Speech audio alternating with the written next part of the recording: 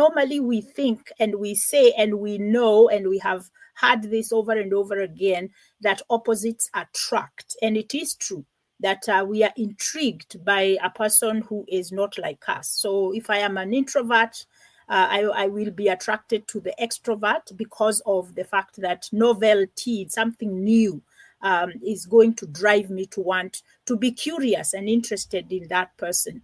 So, and you will see that even with your friendships, that some of the friends that you have had for a long time, it reaches a point that you begin to feel that that friendship is a burden of some sort. And it's because if you look very closely, you will find that the two of you are opposites of each other.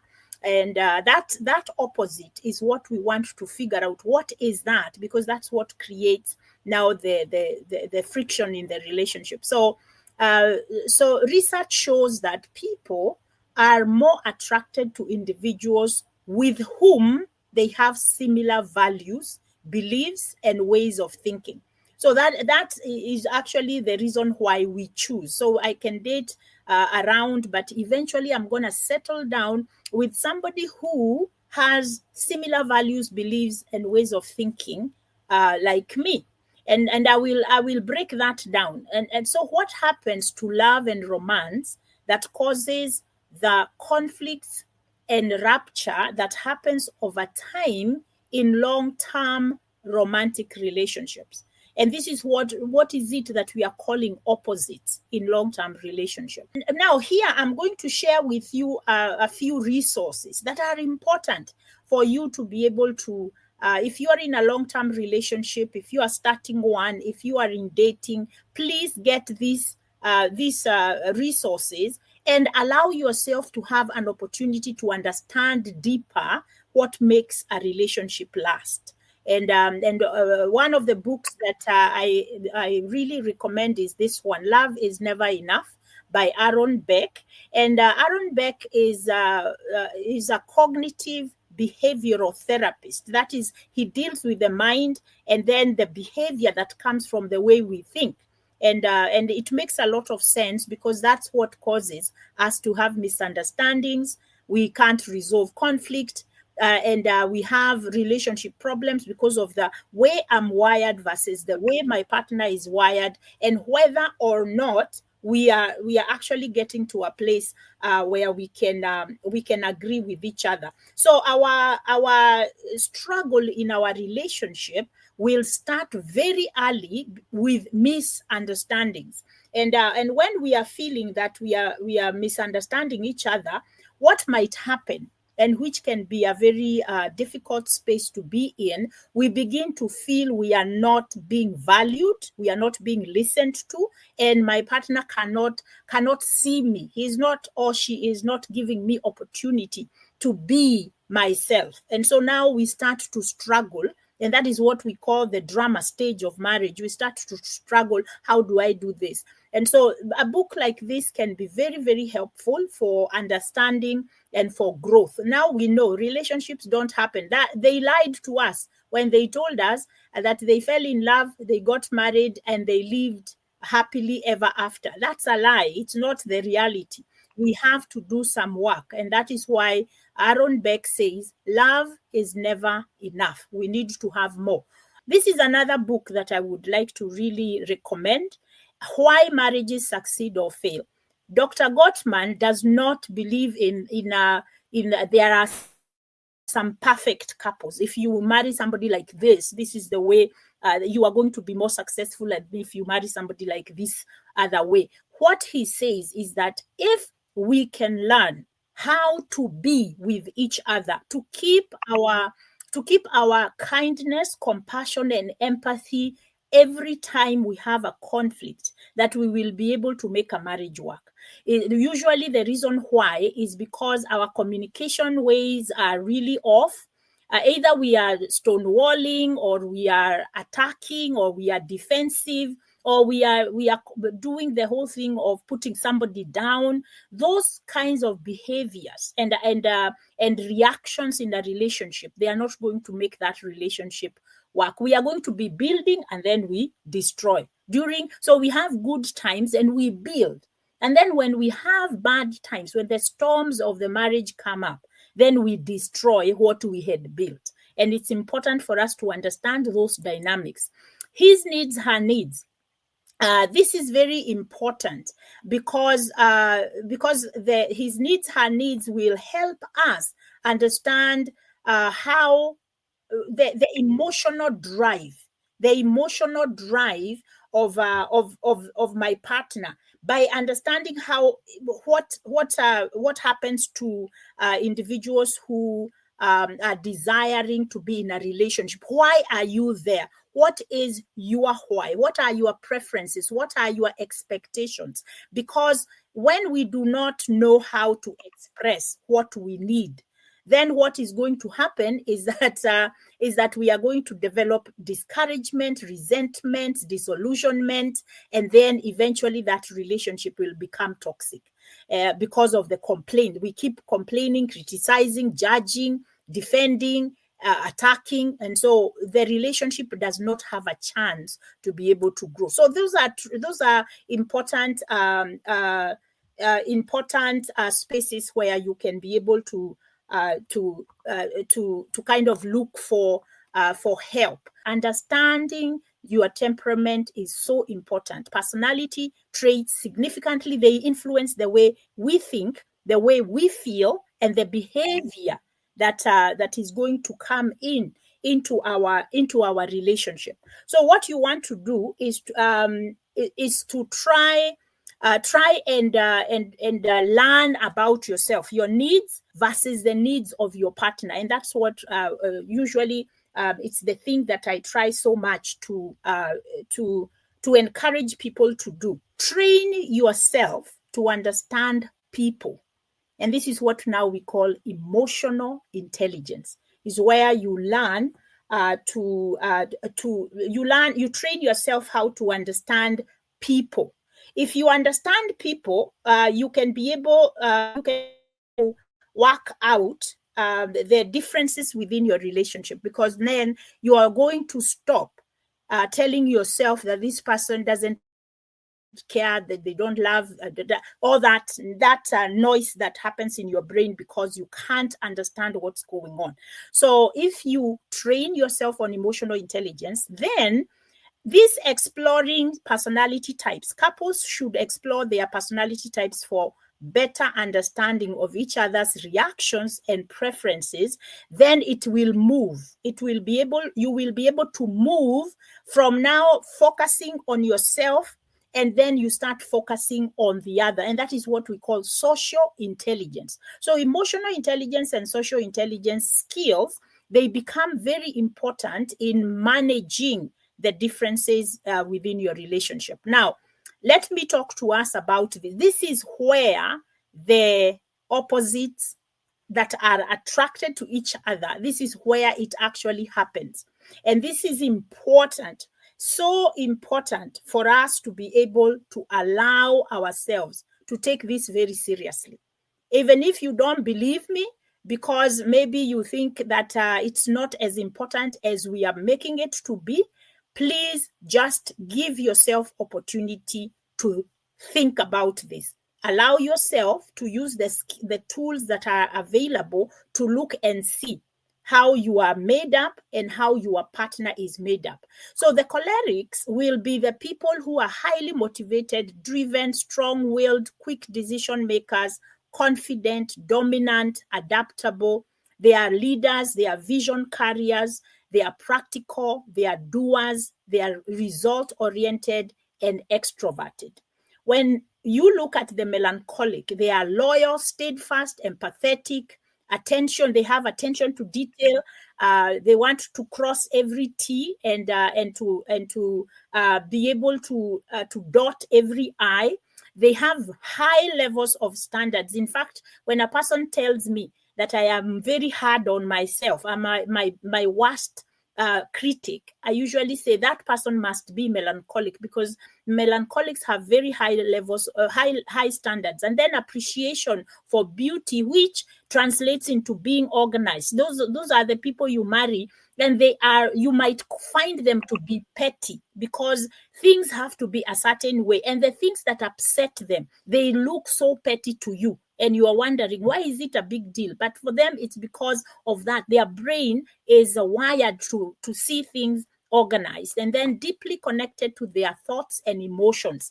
And that's why people will say that melancholics, they constantly look depressed, or they look withdrawn, and it's because of the way they are wired. They once they start to think about something, they are going to be deep in thought, and it's almost like they become inflexible. They can't be like the sanguine. The sanguine is very optimistic. They are enthusiastic, they are creative, charismatic, adaptable, playful, accommodative, social, talkative, compassionate, and extroverted. And then the phlegmatic is your cool, calm, and collected individual. They are calm, they are peaceful, they are patient, they are easygoing, very accommodating. In fact, when I work with cholerics and phlegmatics who are a couple, one of the things that I hear, if I ask the phlegmatic, what are your expectations? And they say, I have no expectations.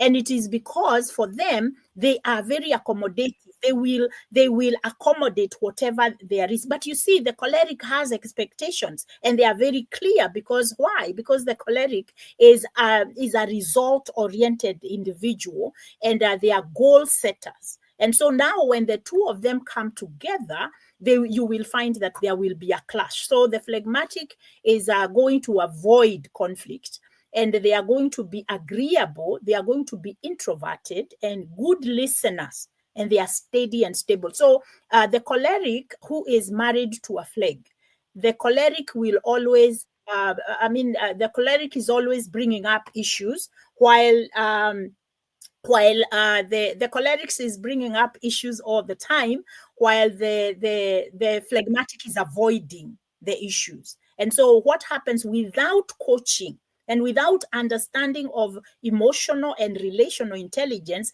their divide will continue to be greater.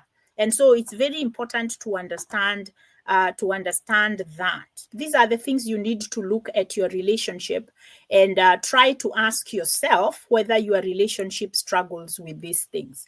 So poor communication, conflict management, dysregulated emotions. So and dysregulated emotions means that I am experiencing, whenever I experience high levels of distress, I am unable to take care of my emotions. So I react outside. Or if I am an introvert, when I have too much emotions that are triggered by my relationship, I feel dysregulated so much that I implode. So the extroverts will explode, while the introvert will implode. And so what happens is that you are not in your relationship, you are not meeting anywhere, because both of you are clashing.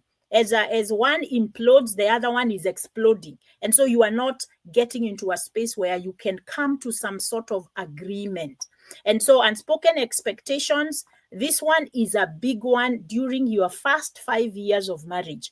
So what happens if my expectation is not being met by my partner? I don't necessarily speak about it clearly.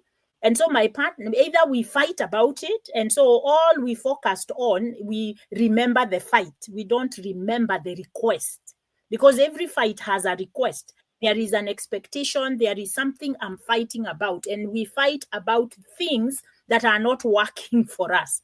So when that happens, then people begin to develop now unresolved issues. So issues that may come from home, our upbringing, our experience, they may be awakened by now the unresolved things that we are having within our relationship. And so mental health challenges, and also self-esteem and self-worth issues. All right. Now, I want to go very quickly and give you information about what kind of clash, how these clashes impact the relationship. So number one, with the choleric and the phlegmatic, if they are attracted to each other, and they will be, because the choleric is high high energy, the phlegmatic is calm. So they are attracted to each other because there is a way their differences are complementary. But unfortunately, our mindset tells us our differences are problems. We don't see them as opportunities.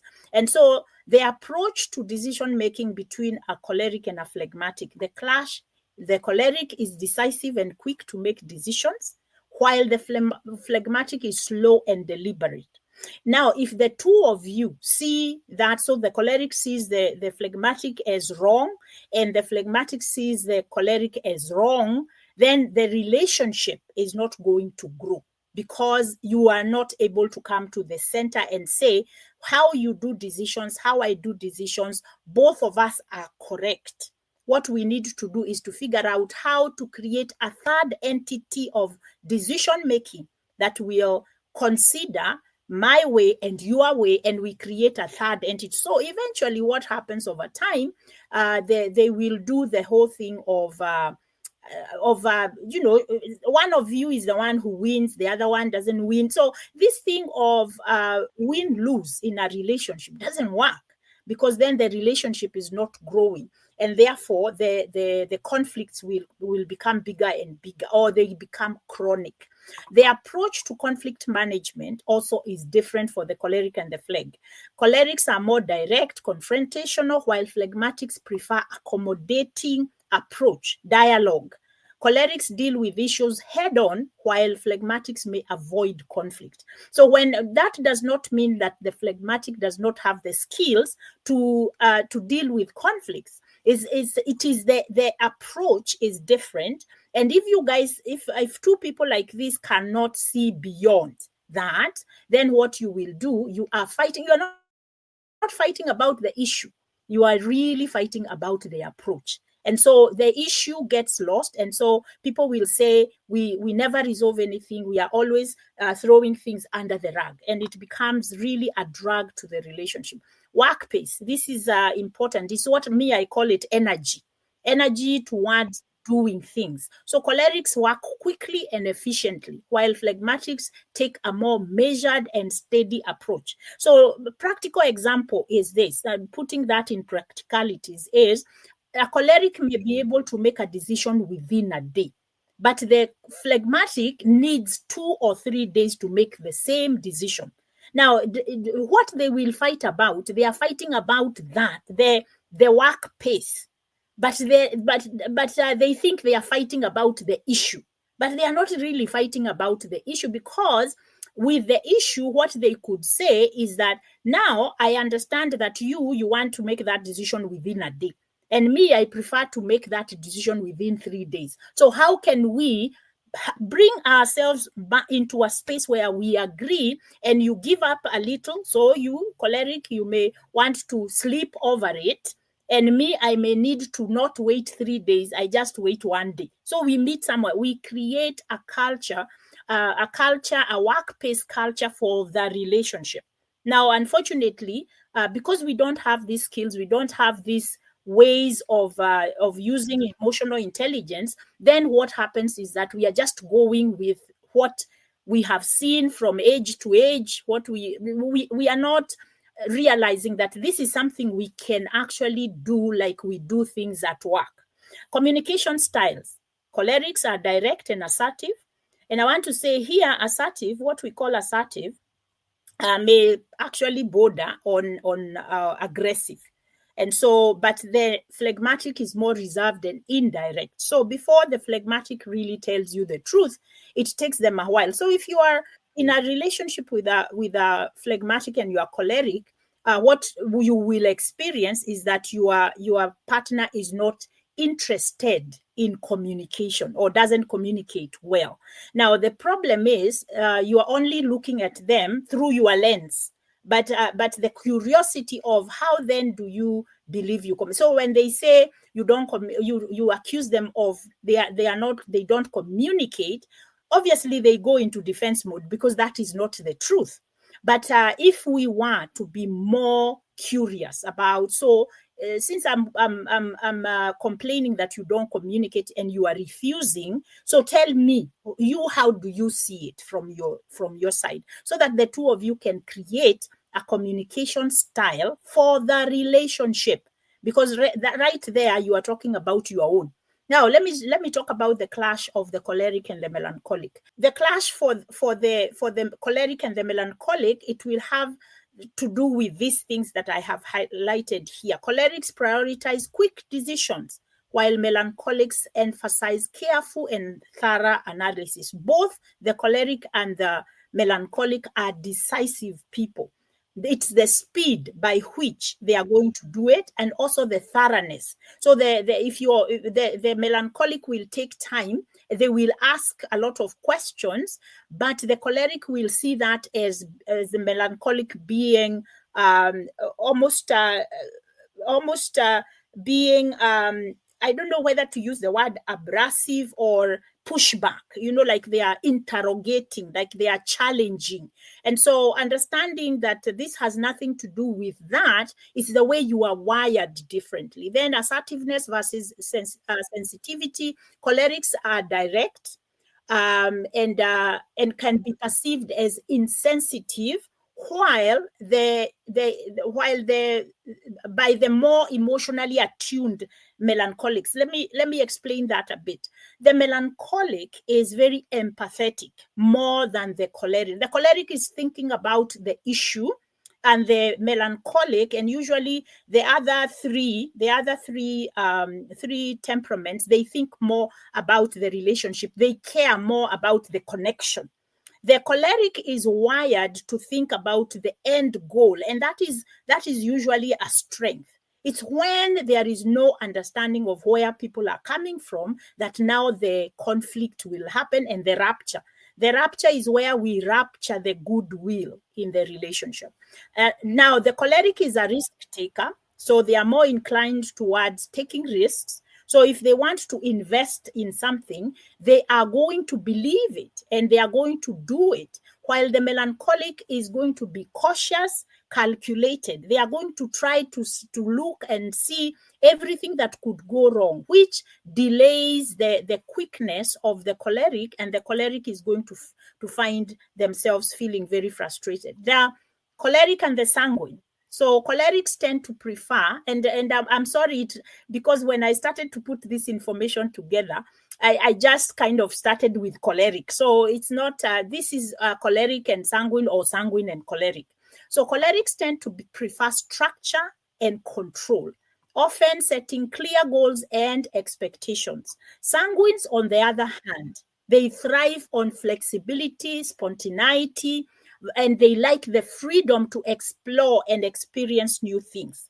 So what the choleric will experience with the sanguine is like they are flip-flopping. And so this fundamental difference can lead to clashes over decision-making and planning.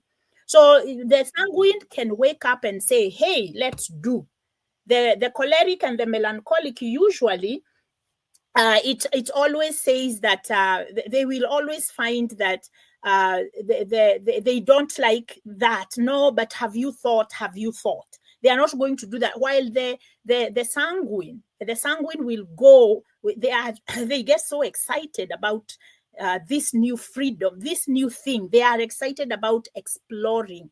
They are excited about adventure. But when you think about now the flag is also going to be, they are not going to do a lot of spontaneous things. It's only that the difference between the sanguine and the flag will not say anything. They will kind of just agree so that they can avoid any conflict. But the sanguine and the sanguine will be able to say to just want to do it. Choleric is looking for, they like adventure, but they want it organized. They want it structured. Then there is the choleric individual are focused on achieving goals and can be highly driven and competitive. Sanguines, on the other hand, they prioritize social interactions and may be more interested in enjoying the moment, creating memories, rather than pursuing long-term objectives. So the two people who are married, if they are in this space, Their difference can result in misunderstandings and frustration, particularly when it comes to prioritizing activities and commitments. So the sanguine will feel confined and they will fight it. Usually the phlegmatic, if they feel confined, they won't fight it. They will do, eventually over time, they will do passive aggression, where they will probably not share what they are doing. You just find out they did it and they don't feel like they did anything wrong. So they avoid. It's that avoidance. Then you have cholerics are known for quick decisiveness and abilities to make quick, firm decisions, while sanguines, by contrast, they may act impulsively, change their minds frequently, leading to a perceived lack of reliability from the choleric's perspective. So this disparity can create tension in situations that require consistent and thoughtful decision making. Now, I need to say here, sanguines get bored very quickly. And so things that are routine, they are going to be boring for the sanguine. And these are things people need to know, so that using the skills of emotional intelligence and relationship intelligence, then people can shift and people can agree how they are going to experience that space. So let me go to the melancholic and the sanguine. So the melancholic, being introverted, preferring intimate conversations, while the sanguine is extroverted, outgoing, and energetic. They may have challenges navigating the social space. The analytical nature of the melancholic and the detail orientation will really clash with the sanguine, who is impulsive, spontaneous, and decisive. And this sanguine will be saying, why can't we just enjoy life? Why can't we just live in the current moment? Now, the other thing is that because the melancholic is very deliberate and thorough in finding solutions, that is, they think about the consequences, the long-term view, the sanguine is living in the moment. And they are not, looking into the long term, or, generally. And so focused on excitement of the current moment, and that can be a big clash. Then sanguines find energy in crowds and activities, while melancholics, they find their energy in isolating themselves, having that withdrawal space to be able to regain their social energy and being quiet and alone. And so you can see two people who are married, and that is the way they regain their energy. At the end of the week, on a Friday night, the sanguine wants to go and have fun, while the melancholic wants to be home, watch a movie, have a quiet dinner, because their social battery is low. So we need to understand these are what we are calling the differences that clash. So the phlegmatic and the sanguine. So while the phlegmatic values stability, predictability, and calm, the sanguine craves for excitement, newness, freshness, novelty, those kinds of things, and spontaneousness. These can create conflict in areas of decision making, problem solving, conflict management, and communication. So this information is going to help you understand that the reason why you are clashing with your partner is because it's not because your partner is a bad person or you are a bad person. It's because of lack of information, lack of skill set on how to navigate this. And so I'm going to move, and I think you guys get the drift of what I am talking about in terms of the reason why there is the clash. Very important. Now, let me talk about how do you manage these clashes. So, number one, despite your differences, you need to understand that there is a complementarity in the difference.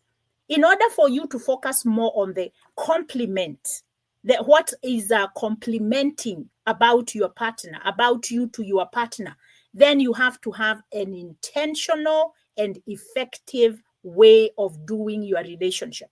So if you are a phleg melancholic, you are married to a choleric, and the choleric is driven, is high energy and high achieving, especially if the combination is a choleric and a sanguine, you're having two double energetic, high flying individual, then you do need to understand that they don't mean to control you. They are just going with what works for them. And you, who is a high flyer, and you have this combination of a melancholic flag who seems to overthink and not talk and all that, you don't need to see that as a rejection of you, as an abandonment of the relationship. You need to understand it's the way they are wired. Now, I also want to say that your experience with your parents is very important, because the memory of how your parents did things, how you experienced the home environment, if you're not careful, you change a little bit, but you don't necessarily. In the time when you are dysregulated, your brain will bring up stuff that is familiar. And because at that point, your logical brain is not working. It is your emotional brain that is on top of that. And so if you are a flag, you will hide, you will avoid. If you are a choleric, melancholic, or whichever way you are, you will find yourself reacting in a way that you are dysregulated. Then we have the mutual understanding and respect for each other's strengths. I call this honoring the person you married, honoring the person you were attracted to, and the person that you identified as the person to walk life with. Honor who they are. And usually, if you are going to honor another person, it has to come from you first.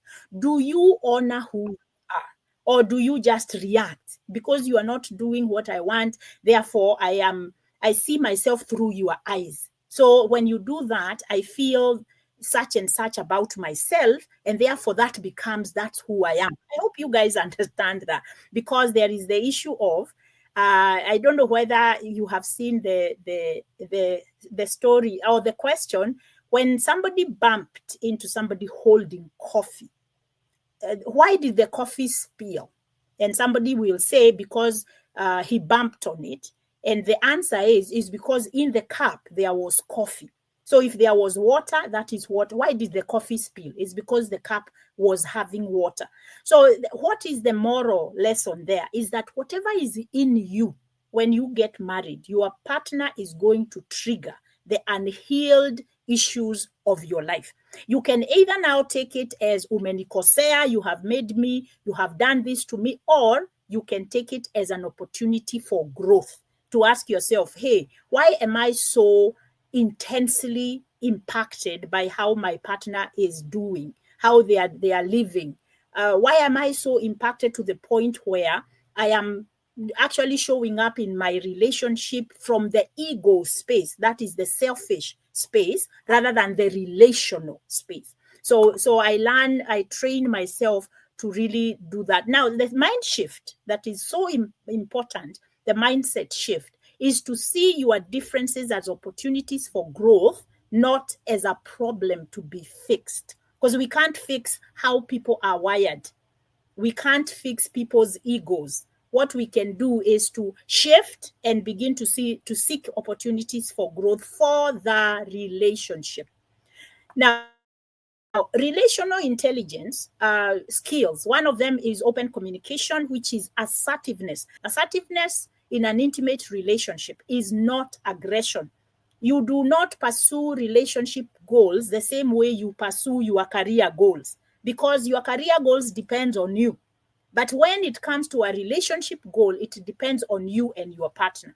So speaking your truth with respect, empathy, compassion, and kindness becomes so important. And many of us, we were raised in homes where we had our parents disrespecting each other by the words they used. And so we don't know either way, or we ourselves were disrespected. If you can be able to allow yourself to understand that you need to also shift the memory, that memory of how when my parents were dysregulated, this is what I saw my dad do. This is what I saw my mother do. Because logically, you know it wasn't right. But you see, emotionally, that's the memory you have. So without training, without teaching, without growth, without replacing that which you say, I will never do. I saw this with my mother. I saw this with my father. I will never do that. Without replacing with, so you will never do that, but what will you do? because human problems, relationship issues and relationship struggles are the same throughout the generations. So there is nothing new, but we normally are trying to learn from our parents, from our past, but we are not replacing how then, when I'm triggered like that, how then will I deal with that? So they are now the relationship issues, relational skills. Other relational skills are like flexibility and compromise. Increase your personal abilities to be flexible and avoid the dogmatic stance. Avoid to just look at things from your perspective alone. Learn how to shift. Learn how to consider. Learn how to accommodate. Learn how to sacrifice personal comfort for the sake of the relationship. Don't do the... So usually what happens is that now the opposites who are attracted to each other, so the avoider will increase their avoidance, and the pursuer will increase their pursuit, because the more their partner avoids, the more they go after them. And so eventually what happens after some time, this pursuit and avoid becomes abusive. So we start to hit below the belt. So we label, we call people wajinga. How can you think like, who thinks like that? When we start to do that, we are destroying the foundation of our relationship. It's what we call love. Love is eroded. And so the confusion is what starts in that relationship. And with the confusion now, the individuals develop resentment. So there is betrayal, resentment, and that will show up in anger, pushback, those kinds of, which now we start saying that people are narcissistic, people have narcissistic traits. But these are things, if each individual seeks to find their own healing, we do not have to go to that extreme. Now, I need to say here, everybody who we say that they have narcissistic traits, that trait is usually rooted in fear. If you know what we call ego, the ego is the part of you that protects you. It's survival for the fittest. Is the way that we survive in the jungle. Everyone for themselves and God for us. But in a relationship, that never works, because it does not build a relationship. It usually just protects me. It's a me thing. It's not a we. So we need to really grow as a person, grow to learn how to manage your ego when you feel that you have been triggered. And then conflict management and resolution. Each should be keen and intentional to listen, to understand the other, not to show the flaw of the other. Learn active listening skills. And instead of criticizing your partner's view, learn to give helpful feedback. What have I said? What I have heard you say to me is, instead of, sasa nini, what are you telling me? Who thinks like that? Let's not do that. And instead of, now what kind of idea is that? Allow yourself to give feedback, what I have heard from you. And then once your partner knows that you have heard them, then you have the right to tell them what you think. You see? So show curiosity. Tell me more how you have come up with that. Avoid condescending tones when you are talking with your partner, your life partner. Increase your problem-solving skills. So this is the process of problems. So define the problem, brainstorm possible solutions, identify pros and cons of each, choose the best option and implement. Now, this is what I usually tell couples. If you get to a gridlock is where you cannot agree on a way forward. What you want to do is to allow yourself to take a pause, take a break from talking about it. Go and sit down and do the problem-solving process. The next time you come to the table, you are coming and saying, I have thought, and I remember you said option such and such could work, and have looked at the pros and cons of that, and then I have these other two options, and now I was wondering, can you also look at it and tell me what you think? Or if you have other ways we could be able to deal with it, can we allow ourselves to really move away from problem talking to problem solving? You see, So, and then because if we stay like that, we are going to end up telling each other the wrong things, because we will remember things they told us in their vulnerability, and we'll start to blame them and tell them, no wonder this and this happened to you. We can't do that. It destroys the relationship. Relational skills, another one here: create shared goals, create shared meaning.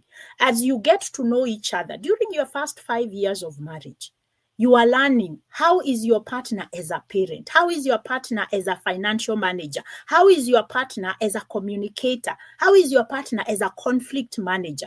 How is your partner as a friend? How is your partner with setting boundaries, with kindness, with you are learning the person. As you learn the person, you begin to learn to create meaning together.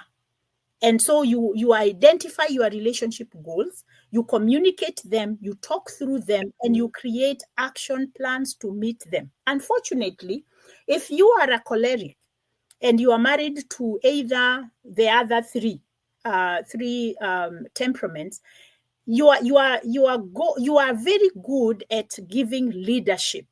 You would have to learn not to have the authoritarian type of leadership. So you need to learn, how do I sell my idea to my spouse, whether you are a man or a woman? How do I sell this idea for them to own it with me? How do I sell this idea? How do I get them on board so that now we can create action plans together? And so you may have the best intentions, but how you share those goals and those intentions, if you think that you are, or you are so afraid to share because you don't want them to shut it down, then you come with the authoritarian. So it's me who has the power, and you have to agree with me. That is not going to work. So you learn, how do I navigate? Because you are a choleric, you can problem solve through your own struggle of letting go of letting go of that leadership, in order to see your partner as a partner. So your partner is not this other person that you tell, and then learn how to create. And creating teamwork is going to take a lot of emotional intelligence, because then you have to ask yourself, when my partner doesn't agree with one of the things I have said, how do I feel? How do I manage that? And you agree, I don't feel good, I feel whatever it is that you feel, so that the two of you can talk through those barriers. And then remember, the relational goals that you guys agree on, they have to be SMART goals. They have to be specific, measurable, achievable, relevant, and time-bound. So this whole thing of saying, I want to have a marriage that works, what is that? Make it specific. A marriage that works to me means, and you agree, because sometimes when I listen to couples, when they come for couples training or therapy, I usually tell them, after listening to you guys, you have two marriages here, and you haven't agreed which one you are going to follow. So there is a marriage that the man has, and there is the marriage that the woman has. And that is usually rooted in two things: your wiring in terms of what men need and what women need. And then number two, your conditioning. So what does the society say about men? And what does the society say about women? How have we been socialized, including our religious leanings? So that now the whole biblical teaching of the man is the head of the house and the woman should submit and respect her husband becomes taken out of context, and it becomes a big fight, and we are not able to create this relational focus on our marriage. So men need to be appreciated, what they call respect, while women need to be valued. Now, what is appreciation for a man? A man is constantly needing his wife to cheerlead him. You see in the biblical scriptures, and many of us in Kenya and probably most of Africa, we tend to to see the Bible or even the Holy Scriptures as ways, as wisdom for our lives. And so what will happen is that when we say that a man's need is for his wife to cheerlead him, it is coming from, and Adam was not happy alone, and therefore God decided to give him a helpmate that is going to be fit for him. So men have been socialized, and we know there is a psychological explanation of that as well, to desire for their women to appreciate them. Now, on the other hand, a woman was made to be protected by the man. And so when she is not experiencing protection in terms of emotional, in terms of financial, and in terms of physical protection, then what happens? She begins to feel devalued. And another thing that men need to feel that they are sexually attractive to their wives. So when a wife says, I have a headache, I can't do that, usually a man feels very rejected. And that is an emotional experience that usually he may not be able to say it. So what he will do is either he becomes aggressive or he becomes, he pulls away. So the woman needs to understand that that's a need for the man. And even if you are not in a space that you can do it in a way that is inclusive. It's not a way of pushing away. And you, as a man, ask for what you need in a way that is accommodative. It's not a way of demanding. Now, the other thing that women need is conversation. So they need to hear that the women connect emotionally with their men through conversation. Men connect emotionally with their women through appreciation, that you can see he feels seen and honored in his own home.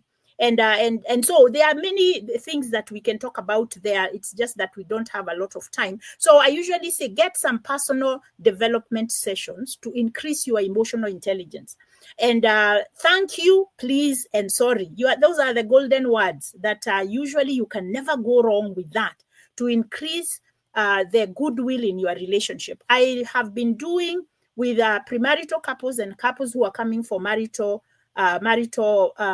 sessions, because of resentments and things that have built in the relationship. We have to do the forgiving in the relationship. So we have a forgiveness language. There is the person for them to feel that you are remorseful, they need a change in behavior.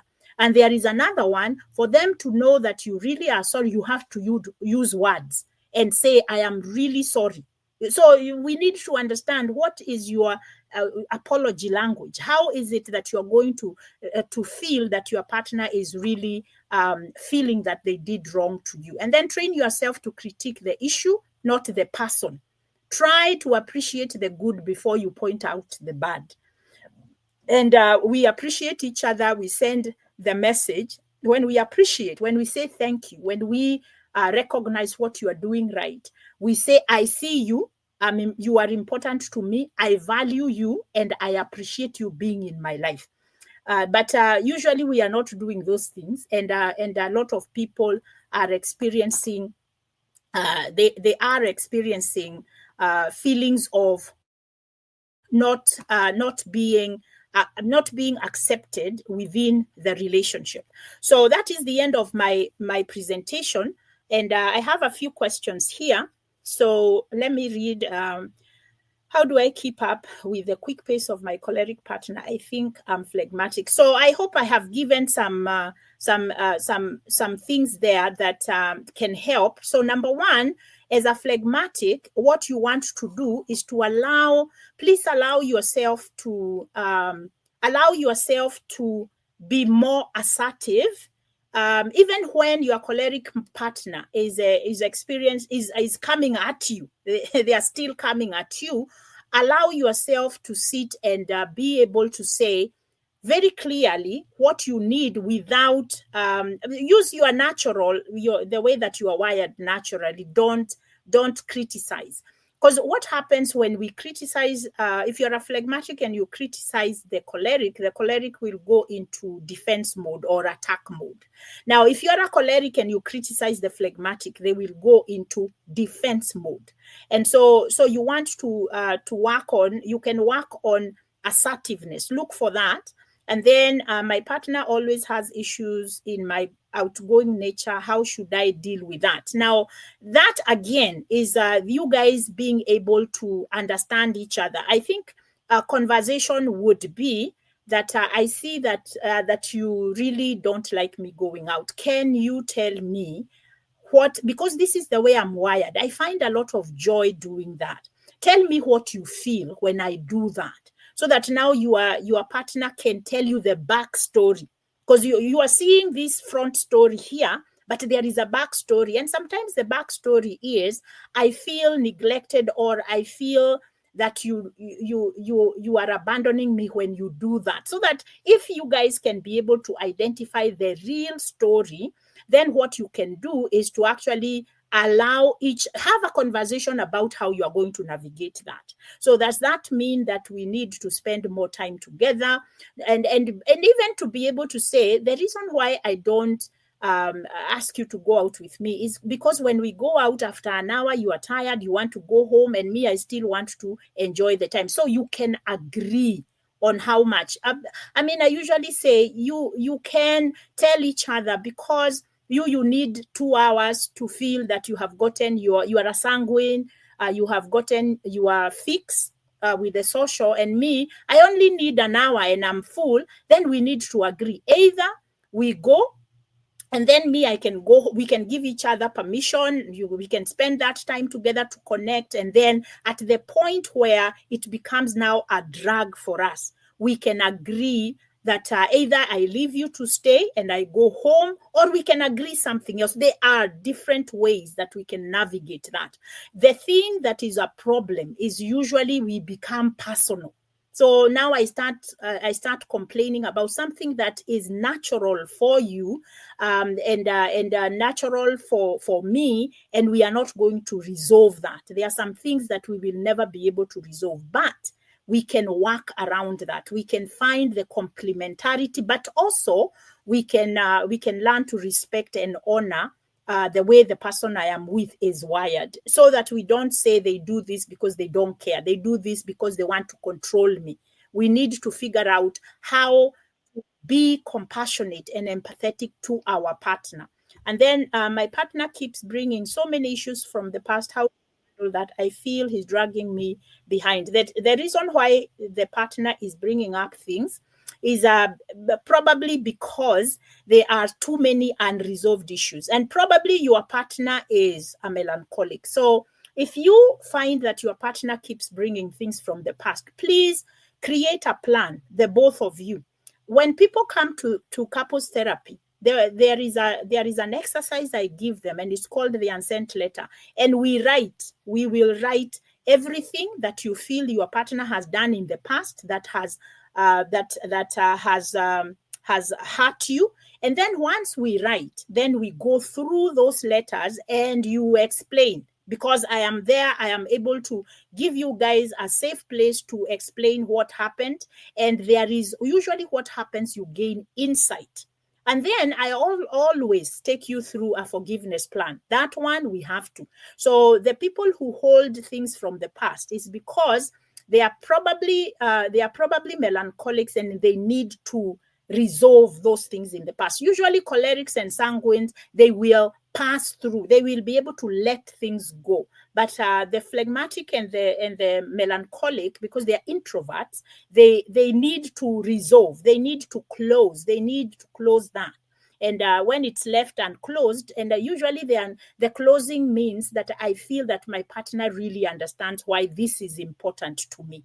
And one of the other things we need to address here, if you're a sanguine and you are married to a melancholic, what happens is that the sanguine, because they live in the moment, they forget quickly.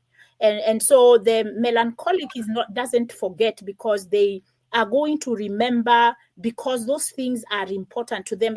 Remember, they are an analytical person. They are deep thinkers. And so it is important to pay attention to both your needs and figure out how the relationship is going to grow to accommodate both needs.